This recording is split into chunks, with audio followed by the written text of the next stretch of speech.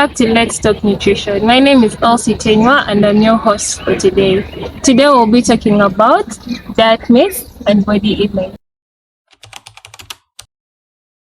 So today to tell us more about diet myths and body image is Akanchiza Rosette, a scholar of human nutrition and dietetics at Chambogo University. Welcome Rosette, how are you doing? Fine, thank you, Elsie. It's such a pleasure to be here with the dietitian family. Nutrition is a passion, and I am very happy to be educating so many people out there about what we need to know about nutrition generally. It's beautiful to have you. Thank you so much for that brief and enlightening introduction. So, Akanchiza, what are the common examples of diet myths you've come across, or those you've probably seen on social media, or the people around you? Could you please share that with us?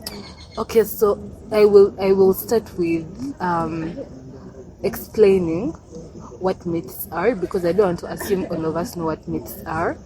But diet myths, to be specific, are misconceptions about food or our diets or the meals we have and so on. So one of the biggest myths I have been hearing, I have had, IG, TikToks and so on.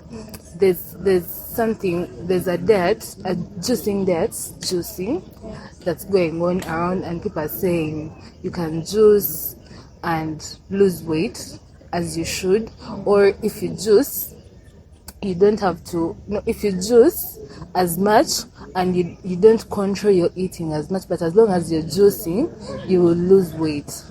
And I want to say, I think it depends. I don't want to say it's entirely wrong, but it's not a fact. It is not a fact. It hasn't been proven scientifically, because no matter how much fluids you take, no matter how much, if you are not controlling, first of all, if you're not customizing the diet to your body's needs, if you are not having regular meals as you should, you are denying the body of certain nutrients. So in an attempt for you to lose weight, at the end of the day, you still don't lose it. You're just providing your body with like fluids, the vitamins are there, but like that's it.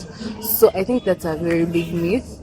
And we are living in a century where people want to like have body goals. We all want to look good. We want to have the perfect body.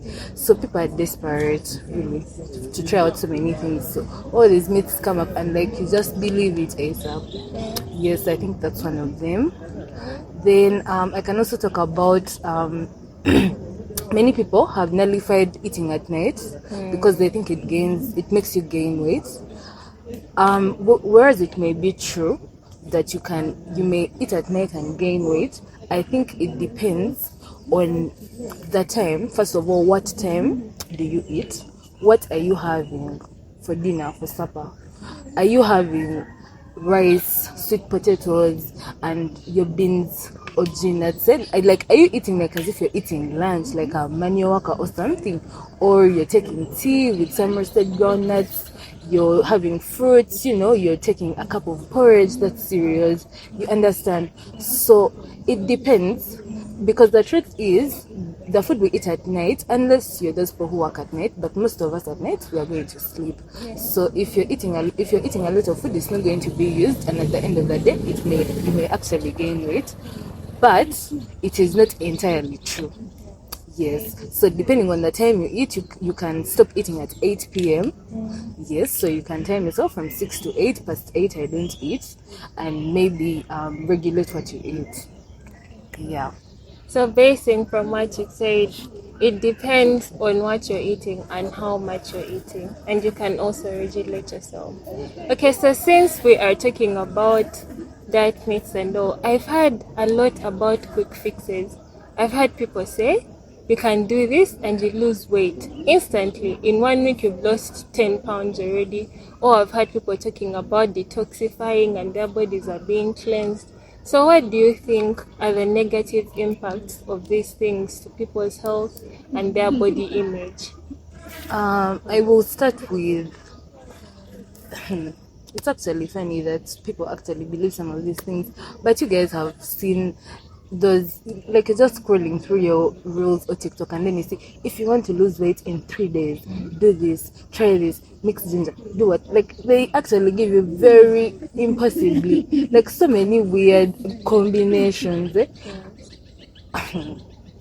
And honestly, I will speak about Ozempic, but I feel like, anyway, that one really works. It has been proven to work, but the effects, the side effects of some of those quick fixes are actually long term, first of all, and very hard to get rid of, because you can lose weight, you will lose weight, but after a certain time, it will be very hard to maintain that weight. So it will come back, and when it comes back even more. So you find yourself that, okay, this year I was small, but I've started gaining weight, and then you gain more weight, and it will be harder to lose it. Yes. And how that affects your body image, how you think about yourself, you'll start, oh, I am the problem. I spend so much money on myself. I've done this, but things are not working out. What should I do? Is it me? Is it what? So your self-worth actually reduces, because you've tried, you've done the most, you've done this, but then you're losing weight and gaining it back. You're losing weight and gaining it back. Yeah. Wow. And then I've seen tags, good food, bad food. I've heard people totally saying foods like burgers are completely bad, foods like fries are completely bad. I've even had people eliminating carbohydrates from their diet. I've had people eliminating red meat from their diet. So how does this language of food labeling, good food and bad food, shape people's ways of eating and their body image? I would like to let everyone know that there's no good and bad food. That's for sure, because what the body needs from food are the nutrients. Yes. And for a fact, most of the food or the food we eat has nutrients, so there's no good or bad food. But then again, if I asked you, Elsie, what is bad food to you? To me, I would say bad food is like burgers, fries, those things that have a lot of oil. So you're speaking from you're speaking from a perspective of someone who is not very ignorant. But if I went to Banda down there, or in a random boy, say, and I asked one of the women there, what is bad food, I'll get answers like beans, posho, mukene, that is bad food. So depending on different people, we all have different contexts of bad, quote unquote, and good food. Yes. How does it affect our self-worth, like our body image? So that you don't go eating this food and you're having guilt at the back of your mind. You're eating food to satisfy yourself, but you're like, but aren't I eating something that's going to affect my body health? Aren't I eating something that's going to make me grow fat or make me lose a lot of weight? That sort of thing. So I feel like sometimes, Elsie, you're eating bad food, burgers. You're eating burgers, and at the back of your mind, you actually know, Elsie, if I'm eating a burger today, I am ordering for KFC tomorrow, I am eating Java's the next day. That is not healthy. It's not healthy, and at the back of your mind, it's actually affecting you in a way. It's guilt tripping you, so you're going to end up living in this kind of like guilt. I feel like you even start like hallucinating, being the, oh my god, I have actually gained weight. First look at my stomach, first look at this, you understand? Yes. So at the end of the day, the way you look at yourself may change a bit. But then again, I would, like how I said, like let's say a woman in Banda there, if I ask them what is bad food, they'll tell me mukene what. So at a point, it will also affect the way they look at themselves. Like, me I eat mukene, can I look that beautiful as people who take milk every day? That kind of thing. Yeah. So even them in their heads, like, I'm not so pretty like that. I'm not so. Those are for people who take milk. You have a nice skin. You take milk every day. You've had such compliments. Yeah. Yes. As we eat beans, we eat mukene. We don't know such food. Meat is for Christmas. But it's just generally a thing. It's in your head. That's not bad food. It's actually the nutrient. You're probably getting more nutrients than someone who is eating it on a daily. But because it's in their head like that, they just become delusional about everything. So at the end of the day, the way you look at yourself, the way you consider yourself, conceptualize yourself, will change. Yes. So from your perspective, there's no good or bad food, but it depends on how you're eating it. Yes. Like you told me about the duration. I can't be ordering KFC today, then Javas tomorrow. So it has to be regulated. Yes, it should be regulated. Yes. Thank you so much, Rosette. And then when it comes to things like body image, so many people, especially in our generation, are on Instagram, are on TikTok, and they keep scrolling through, and these images pop up of women that look so good, and or of men with like strong bodies and that. And I think this gets them thinking and comparing themselves to those people. So how do you think this continuous comparison can stop? Like looking at other people and thinking that they are ideal. What would you say about that? I think it all starts with self-love, because when you love yourself, you can only do so much to hurt yourself. You can only get in your mind so much to hurt yourself, because we always get in our minds about these things. You look at a very nice looking, tall, handsome man and you're like, where are my abs, where are my biceps? You look at a nice body, small waist, the body of your dreams, and you don't have it, and then you just get in your head. But if you love yourself, you can only allow yourself to get a little distance into your head. You snap back, you're like, you know what, Rosette, I'm beautifully and wonderfully made. Like, this is my body, I can only do so much about it, but I can't change it. This is how God made me. So it really starts with self-love. Then I think we can also surround ourselves with like positivity, positive people, positive friends that affirm you, because also most of the time our friend groups may contribute to how we compare ourselves to like the standard, because you have friends and they're like, oh, you're too short, no, your bums are too small, or that kind of thing. So having very supportive friends, very affirmative friends, like, oh, Elsie, you look so beautiful today, you look good like this, you put on this, that kind of thing could also help. Then I think if you are struggling with self-love and you always you're getting in your mind a lot, you can try to distract yourself by finding things that you're very good at. If you have a skill, you can knit, you can crochet, you can read, you can write, you like speaking. If you find something you're very good at, it may distract you from this other part of your, like, looking at your body like that, because maybe you're getting affirmation or validation from somewhere else, like, oh, Rosette, you're very good at speaking, or Rosette, you're very good at cooking, you're very good at content creating, something like that. So it will distract you from this other part of, oh, I don't have big buns, oh, I don't have this, that kind of thing. Yes. Okay, thank you so much. So how do you think culture shapes our food, shapes our body image? Because I've heard of so many cultures, like I've heard the Bahima don't eat fish, then I've heard the people from the west in Uganda, there's something they call the fattening room, where they take the lady and they keep her there to gain weight. And also, how do you think culture contributes to these diet myths and the way we look at our body image? I will begin with the Bahima not eating fish. Yes. So of course it's like a known thing, but of recent times, of course the Bahima, some Bahima eat fish. Do you know why? Okay, this is I don't know how true this is, but apparently there is not to eat fish because of the genocide. Like you want to find your relatives eating somewhere in the river, something like that. But of recent times people have been eating fish. But of course, if you're Bahima and you're not eating fish, there are some nutrients you're not getting from that. And of course, you're going to go to a party and you're going to find fish, and you'll be like, fish. Yeah, that kind of thing. But then about the fattening thing, it used to be there.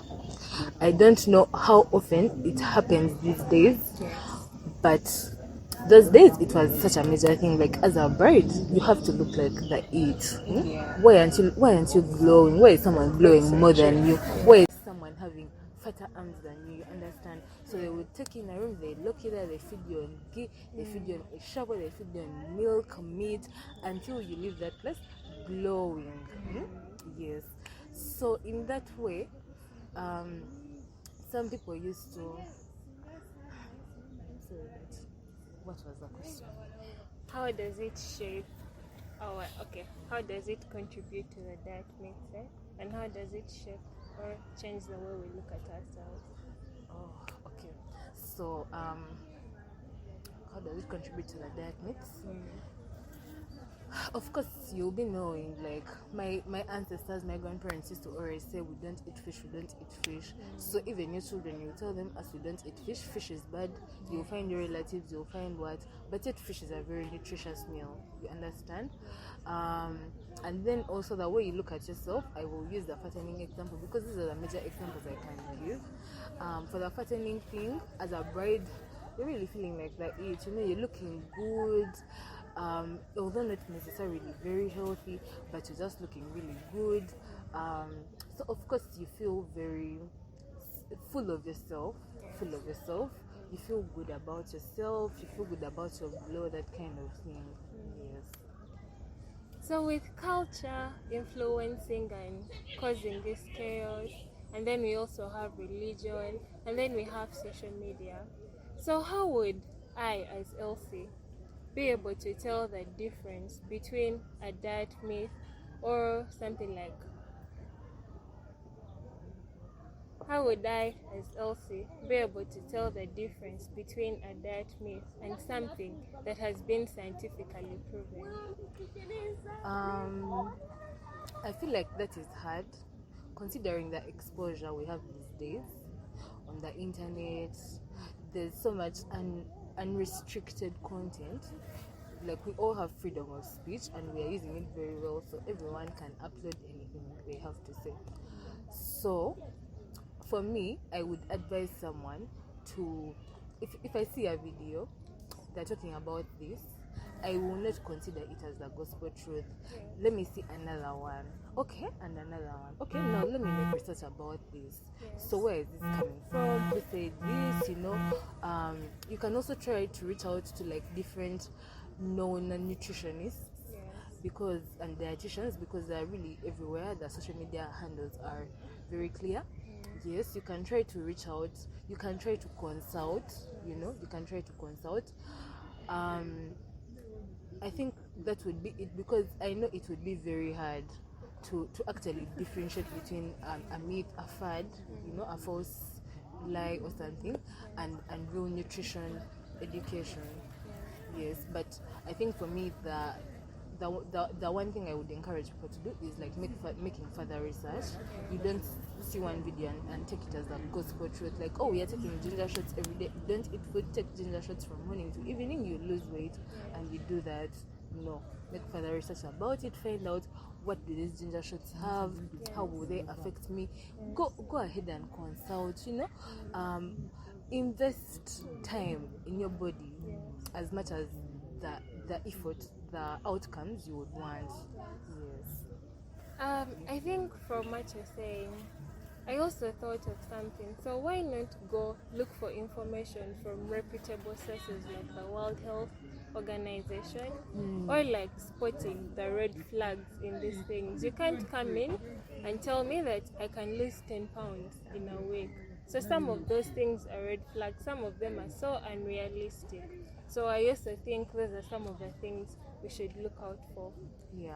So, Miss Akanchiza, for someone stuck in this cycle of diet, in this cycle of telling themselves I'm not worth it, my body is not good enough, I feel too small, what would you advise them? What would you tell them about them that can change their perspective and help them break this cycle?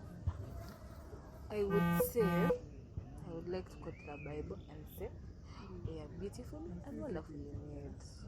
Yes. So you can only do so much.